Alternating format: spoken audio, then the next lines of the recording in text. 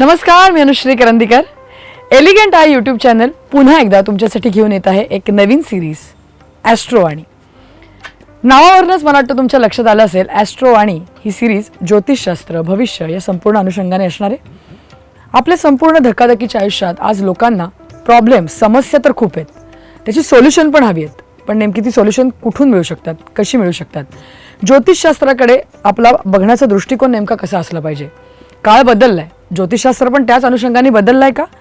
नेमके त्याच्यामध्ये आपल्या समस्यांचं समाधान मिळू शकेल का?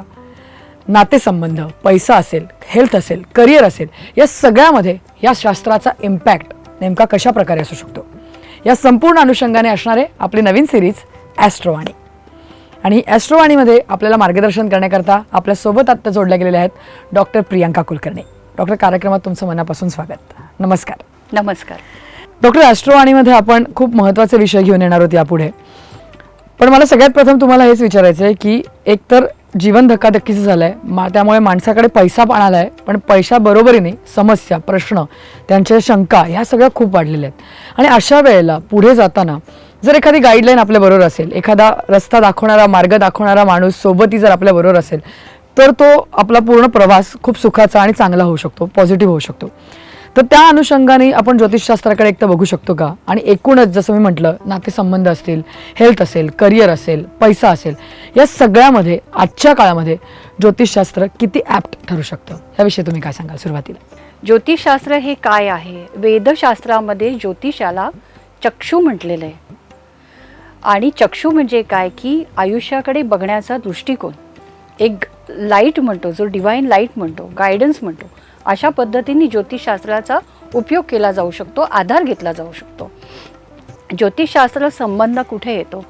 सर्व ब्रह्मांडामध्ये जे ग्रह आहेत त्यांची गती आणि त्यांचं जे भ्रमण होतं त्याचा आपल्या जीवनावरती, आपल्या मनस्थितीवरती, आयुष्यात घडणाऱ्या घटनांवरती, आपल्या तब्येतीवरती, सगळ्या गोष्टींवरती सतत परिणाम होत असतो.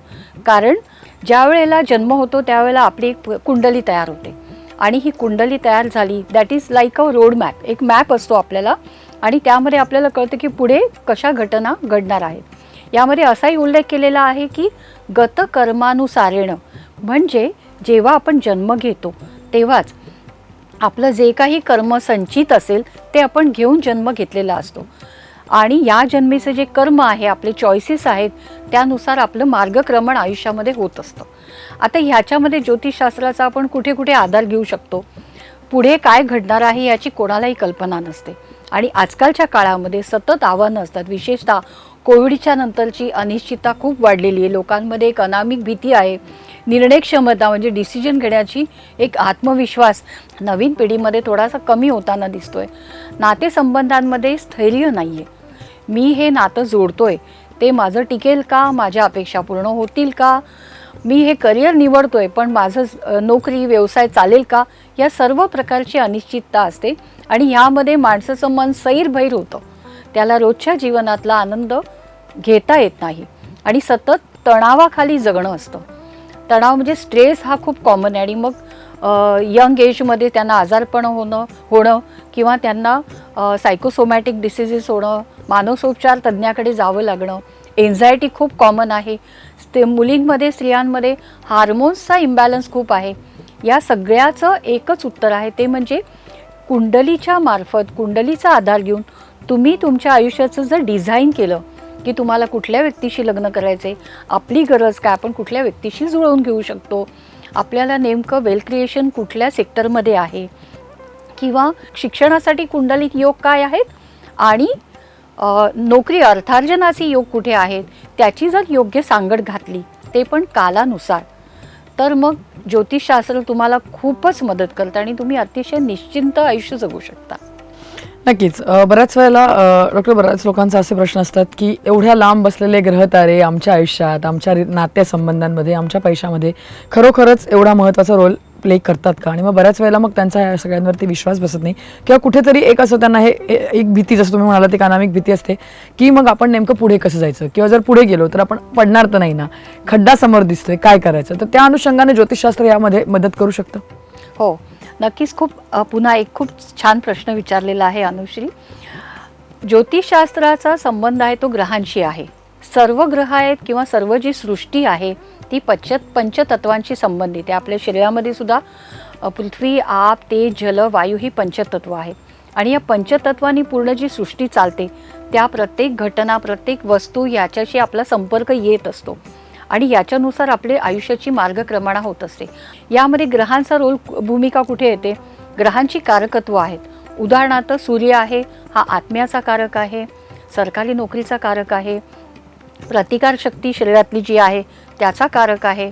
सूर्य हा सर्व ग्रहांना किंवा सर्व सृष्टीला नियंत्रण करतो. वनस्पती, प्राणी, आपण सगळं काही सूर्यामुळे जगतो आणि हा प्लॅनेट आहे सूर्य हा सर्वात महत्त्वाचा आहे. याची ऊर्जा मिळण्यासाठी किंवा हा जर कुंडलीमध्ये बिघडला असेल तर काय होऊ शकतं? पहिलं म्हणजे तुम्हाला स्टॅबिलिटी नसते, प्रतिकारशक्ती कमी असते, वडिलांना त्रास होत असतो आणि तुमचा खर्च खूप असतो. असे अनेक गोष्टी घडत असतात. दुसरा ग्रह आपण बघूया तो म्हणजे बुध. बुध आहे हा इंटेलेक्ट आहे. इंटेलिजन्स हा महत्त्वाचा आहे. एखाद्या पत्रिकेमध्ये बुध बिघडला असेल त्या व्यक्तीची मॅच्युरिटी लेवल कमी दिसते, कारण त्या प्रत्येक ग्रहाची जी ऊर्जा असते, मॅग्नेटिक फील्ड्स असते, ते आपण आपल्या नकळत आपण शोषण करत असतो. जेव्हा ग्रहांची कालांतर बदलतात, स्थित्यंतर होतात, त्याचा नकळत आपल्यावरती परिणाम होत असतो, सतत होत असतो, पण आपल्याला कळत नाही.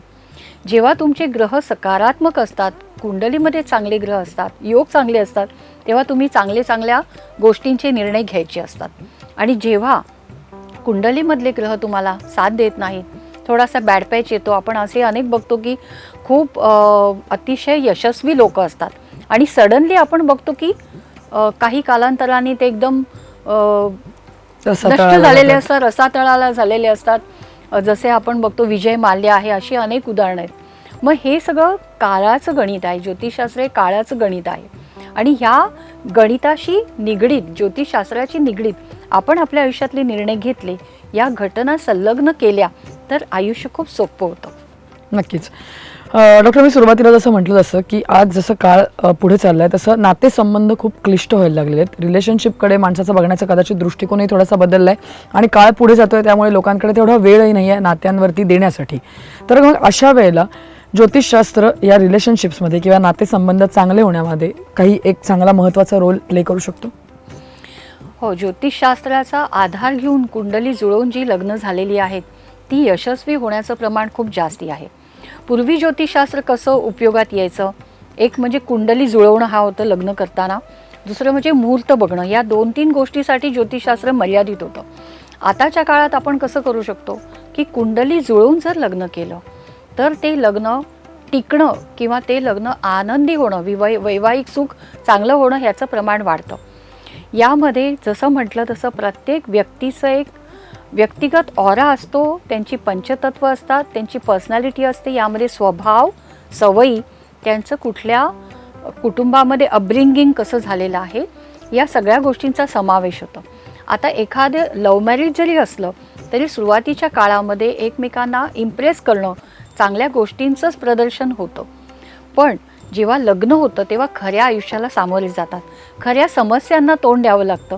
तेव्हा मग एकमेकांशी किती जुळवून घेऊ शकतो, संयमाची पातळी किती आहे, सहनशक्ती किती आहे, या सगळ्या गोष्टी आपल्याला कुंडलीत कळतात. जेव्हा कुंडली जुळवतो त्यावेळेला आपल्याला कळतं की एकमेकांची सहनशक्ती जुळतीये का, पेशन्स किती आहे, आणि जे काही आयुष्यामध्ये चांगले निर्णय घ्यायचे आणि महत्त्वाचे निर्णय घ्यायचे तेव्हा एकमेकांना पूरक अशी त्यांची एनर्जी आहे का, हे कुंडलीच्या माध्यमातून कळतं. मी एक उदाहरण देते. यामध्ये समजा शनिप्रधान व्यक्ती आहे. जनरली शनिप्रधान व्यक्ती असते, तिची हालचालसुद्धा स्लो असते, ती फार लांबचा विचार करते, अजून 20 वर्ष 15 वर्षांनी काय होणार आहे, तर त्यांचं नियोजनसुद्धा तसंच असतं. ते बिग कॅनव्हास बघतात. आणि एखादी सूर्य किंवा मंगळप्रधान व्यक्ती असेल तर ती इम्पल्सिव्ह असते, ॲग्रेसिव्ह असते. त्यांना स्लो आणि अशी हळू लोक आवडतच नाहीत बिलकुल, आणि त्यांना अगदी म्हणजे आत्ताच फक्त विचार करतात की आत्ता हे आहे, हे करूया, त्याच्यानंतर पुढची स्टेप. तर हा विचारसरणीमध्ये सुद्धा खूप फरक असतो. जेव्हा कुंडली जमवतो तेव्हा यामध्ये जे अष्टकूट बघतो आपण, गुणमेलन असतं. त्यामध्ये जसं स्वभाव, सवयी, त्यांची तत्त्व, त्यांच्या राशी आणि त्यांचं वैवाहिक सुख म्हणजे बेडरूम लाईफ, या सगळ्याचा विचार करून ते गुणमेलन केलेलं असतं. आणि याचबरोबर कुंडलीमध्ये त्यांचं पुढचं ग्रहमान कसं आहे, म्हणजे जर का एखाद्याने लग्न केलं त्याचं ग्रहमान खूप चांगलं आहे पुढच्या 20 वर्षाचं, परंतु ज्याच्याशी लग्न केलेलं आहे त्या व्यक्तीला मात्र एक दशा चांगली नाही आहे आणि त्यांना संघर्षाला सामोरं जायचे, तर नॅचरली दोघांनाही त्रास होणार आहे. मग कुंडली जुळवताना जर का तुमचं लग्न करायचा निर्णय झालेला असेल तर तुम्हाला त्यानुसार नियोजन करावं लागतं, प्लॅनिंग करायला लागतं आणि तिथे ॲक्सेप्टन्स येतो. मग तिथे कल्पना असावी की नाही थोडंसं हे हेल्थ इश्यू येणार आहे, संततीला उशीर होणार आहे, मग तुम्हाला आधीच कल्पना असेल की हो हे असं काहीतरी घडणार आहे. जोडीदाराची मानसिक तयारी होते आणि पुढे तक्रारी, घटस्फोट होणं, संघर्ष होणं, क्लेश होणं हे सगळं काही टाळता येऊ शकतं. म्हणून विशेषतः लग्न करताना तर कुंडली जुळवणं अतिशय गरजेचं आहे. आजकालच्या काळामध्ये जेव्हा घटस्फोटांचं प्रमाण वाढले, ब्रेकअप असे 6-6 महिन्यांनी होत आहेत, त्या काळामध्ये तर ह्या गोष्टी अतिशय गरजेच्या झालेल्या आहेत. नक्कीच. मला वाटतं जसं आपण हा विषय घेतला आहे रिलेशनशिप्स किंवा नातेसंबंध, तर त्याच्याशी निगडित असे अनेक विषय, जसं तुम्ही आत्ता घटस्फोट म्हणालात तसे अनेक विषय आहेत, छोटे छोटे त्याला कंगोर आहेत. तर त्या अनुषंगाने आपण ही सिरीज किंवा ॲस्ट्रोवाणीमध्ये या सगळ्या गोष्टी तुमच्याकडनं समजून घेऊ डॉक्टर. परंतु आज तुम्ही एवढं छान मार्गदर्शन इथे केलं त्याबद्दल धन्यवाद. धन्यवाद. तर एलिगंट आयच्या ॲस्ट्रोवाणी या सिरीजमध्ये तुमच्या लक्षात आलं असेल आपण नातेसंबंध आणि ज्योतिष्य या अनुषंगाने पुढची ही चर्चा सुरू ठेवणार आहोत. आत्ता धन्यवाद.